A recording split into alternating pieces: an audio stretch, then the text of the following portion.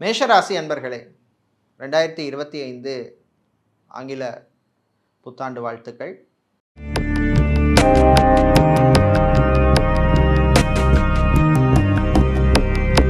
இந்த வருஷம் உங்களுக்கு இப்போ குரு சனி ரெண்டுமே அனுகூலமாக இருக்குது.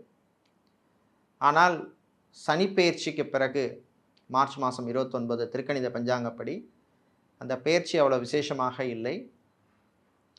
7.5 சனி ஆரம்பமாகின்றது. இருந்தாலும் மேஷராசிக்கு சனி பகவான் ரொம்ப பிரச்சனைகள் கொடுக்க மாட்டார்.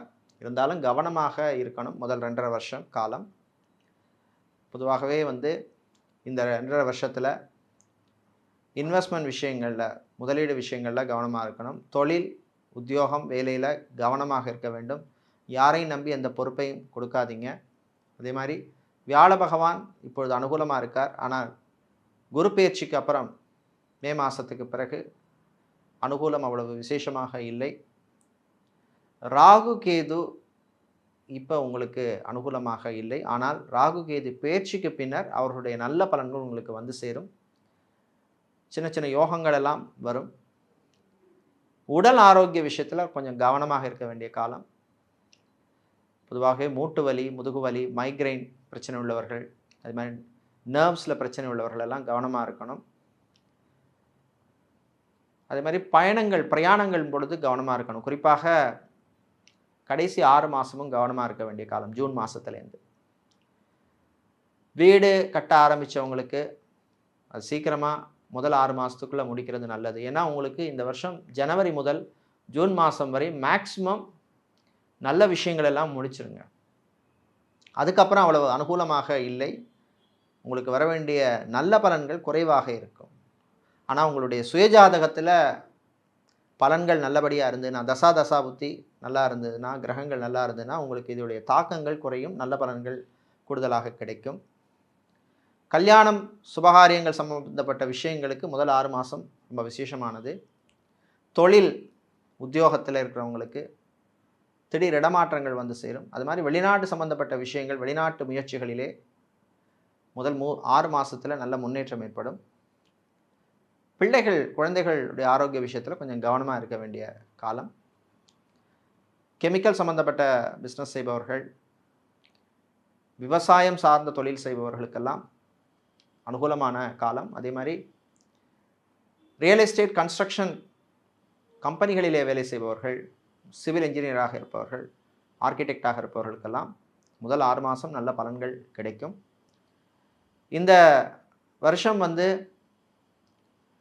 சொந்த பந்தங்களுடன் சில மனஸ்தாபங்கள், பிரச்சனைகள் வந்து போகும். ரிலேஷன்ஷிப்பில் இருக்கிறவங்க கவனமாக இருக்கணும். அதே மாதிரி காதல் சம்பந்தப்பட்ட விஷயங்களே எச்சரிக்கையாக இருக்க வேண்டிய வருஷம். வரன்கள் விஷயத்திலையும் ரொம்ப கவனமாக இருக்கணும். முதல் 6 மாதத்தில் நீங்கள் இந்த கல்யாணத்துக்கு, திருமணம், விவாகத்துக்கு வரன் பார்க்குறவங்க சீக்கிரமாக அதை பார்த்து முடிச்சுக்கிறது நல்லது. ஏன்னால் சனி, அதே மாதிரி குரு அவ்வளோ விசேஷமாக இல்லை. அதனால் சில தடைகள், தாமதங்கள் எல்லாம் வரக்கூடும். அதே மாதிரி குழந்தை பாக்கியம், அதே மாதிரி மெடிக்கல் ட்ரீட்மெண்ட் எடுக்கிறவங்க, ஐவிஎஃப் ட்ரீட்மெண்ட் எடுக்கிறவங்களும் முதல் 6 மாதத்தை நீங்கள் யூஸ் பண்ணிக்கிறது உங்களுக்கு நல்லதாக இருக்கும். இந்த வருஷம் வெளிநாட்டிலே வேலை செய்பவர்களுக்கு சிலருக்கு தாய்நாட்டுக்கு திரும்பி வரக்கூடிய சூழ்நிலை ஏற்படும். அதனால் அதுக்கேற்ற மாதிரி நீங்கள் வேலை தொழிலில் கவனமாக இருக்கணும். ஐடி நிறுவனங்களில் வெளிநாட்டிலே பணியாற்றுபவர்களுக்கு ப்ரமோஷன் சம்மந்தப்பட்ட விஷயங்கள், இல்லை அதை விட வேறு கம்பெனிக்கு மாறுறது, இந்த மாதிரி விஷயங்கள் எல்லாம் முதல் 6 மாதத்தில் நடக்கும். அதே மாதிரி கல்யாண மண்டபம் வைத்திருக்கிறவங்க, party hall, mini hall, convention center நடத்துபவர்கள், ஷாப்பிங் காம்ப்ளெக்ஸ் வைத்திருப்பவர்கள், இவர்களுக்கெல்லாம் அனுகூலமான காலம். சொந்தமாக ஒரு இடம் வாங்கணும், ஒரு காணி வாங்கணும், மனை வாங்கணும் அப்படின்னு நினைக்கிறவர்கள்லாம் இதை சுப விரய செலவுகளாக இல்லை முதலீட்டுகளாக நினச்சி முதல் 6 மாதத்துக்குள்ளே பண்ணிக்கிறது விசேஷம். தம்பதிகளுக்கிடையே சின்ன சின்ன பிரச்சனைகள் வரும். அதே மாதிரி டைவர்ஸுக்காக காத்திருப்பவர்கள், செகண்ட் மேரேஜ்க்காக காத்திருப்பவர்களுக்கெல்லாம் நல்ல விஷயங்கள் நடக்கும். நண்பர்கள் வழியிலே கொஞ்சம் கவனமாக இருக்கணும். அதே மாதிரி சட்ட சிக்கல்களில் மாட்டிக்கக்கூடாது. யாருக்காவது ஜாமீன் கையெழுத்து போடுறது, டாக்குமெண்ட்ஸை படிக்காமல் கையெழுத்து போடுறது, சிக்னேச்சர் போடுறது, இந்த மாதிரி விஷயங்கள் எல்லாம் ரொம்ப ரொம்ப அலர்ட்டாக இருக்க வேண்டிய காலம். அதே மாதிரி ஜங்க் ஃபுட், ஃபாஸ்ட் ஃபுட், இந்த மாதிரி சாப்பாட்டு விஷயங்கள்லாம் கண்ட்ரோலாக இருக்கணும். டயபெட்டிக் ப்ராப்ளம் இருப்பவர்கள், ஹைப்பர் டென்ஷன் இருப்பவர்கள், ஹார்ட் சம்மந்தப்பட்ட பிரச்சனை இருப்பவர்கள், லிவர் சம்மந்தப்பட்ட பிரச்சனை உள்ளவர்கள்லாம் கவனமாக இருக்க வேண்டிய காலம். ஏன்னா முக்கியமான 2 கிரகங்களும் உங்களுக்கு கடைசி 6 மாதம் அவ்வளவு விசேஷமாக இல்லை. ஆன்மீகத்தில் நாட்டம் சிலருக்கு அதிகரிக்கும். தந்தையினுடைய ஆரோக்கிய விஷயத்திலும் கவனமாக இருக்கணும். சிலருக்கு திடீர் மருத்துவ செலவுகள் எல்லாம் வரக்கூடும். இயற்கை மருத்துவம் செய்பவர்கள், சித்தா, ஆயுர்வேதம், யுனானி, ஹோமியோபதி, வர்மா, இந்த மாதிரி மருத்துவம் செய்கின்ற மருத்துவர்களுக்கெல்லாம் நல்ல அங்கீகாரம் கிடைக்கும். அதே மாதிரி மருந்து மாத்திரை சாப்பிட்ற போது ஒரே மெத்தடாலஜியை வந்து ஃபாலோ பண்ணுங்கள். சில பேர் பார்த்தீங்கன்னா அலோபதி மருந்து சாப்பிடுவாங்க, அது செட் ஆகலைன்னு திரும்ப சித்தாவுக்கு போவாங்க, சித்தா செட் ஆகலைன்னு ஹோமியோபதிக்கு போவாங்க. இந்த மாதிரி இருக்காதீங்க. ஏதாவது ஒரு மருத்துவ முறையை வந்து அது மேலே நம்பிக்கை வைத்து நீங்கள் வந்து கண்டினியூ பண்ணணும். மாணவர்கள் கவனமாக படிக்கணும். அதே மாதிரி வெளிநாடு சம்மந்தப்பட்ட விஷயங்களில் கவனமாக இருக்கணும். ஏஜென்சிகிட்ட பணம் கொடுத்து ஏமாறுறது, இந்த மாதிரி விஷயங்கள் எல்லாம் கவனமாக இருக்கணும். அதே மாதிரி வெளிநாட்டில் படிக்கிற மாணவர்களும் நம்ம எதுக்காக போனோமோ அந்த கான்சன்ட்ரேஷனோட படிக்க வேண்டியது ரொம்ப ரொம்ப முக்கியம். நம்மளுடைய கோலை அச்சீவ் பண்ணுவதுக்காகத்தான் நம்ம போயிருக்கோம். அப்படி நினச்சி அந்த கான்சன்ட்ரேஷனோட படிக்கணும். உங்களுடைய தாய் தந்தையர் வந்து நிறைய செலவு பண்ணி உங்களை அனுப்பியிருப்பாங்க. அதனால் அந்த மாதிரி விஷயங்களில் கவனமாக இருக்கணும். அதே மாதிரி வெளிநாட்டில் வேலை பார்த்துட்டு இருக்கிறவங்க அங்கேயே நமக்கு பிஆர் கிடைக்கணும், இந்த மாதிரி முயற்சி பண்ணுறவங்களுக்கு சிலருக்கு சில தடைகள் தாமதங்கள்லாம் வரும். அதனால் அதுக்கேற்ற மாதிரி நீங்கள் வந்து பிளான் பண்ணிக்கிறது ரொம்ப நல்லது. இதே மாதிரி இந்த வருஷம் பார்த்தீங்கன்னா வெளியூர் பயணங்களின் பொழுதும் கவனமாக இருக்கணும். கூடியமானவரை இந்த ஜூன் மாதத்துக்கு அப்புறம் இரவு நேர பயணத்தை எல்லாம் மேக்ஸிமம் தவிர்க்கிறது நல்லது.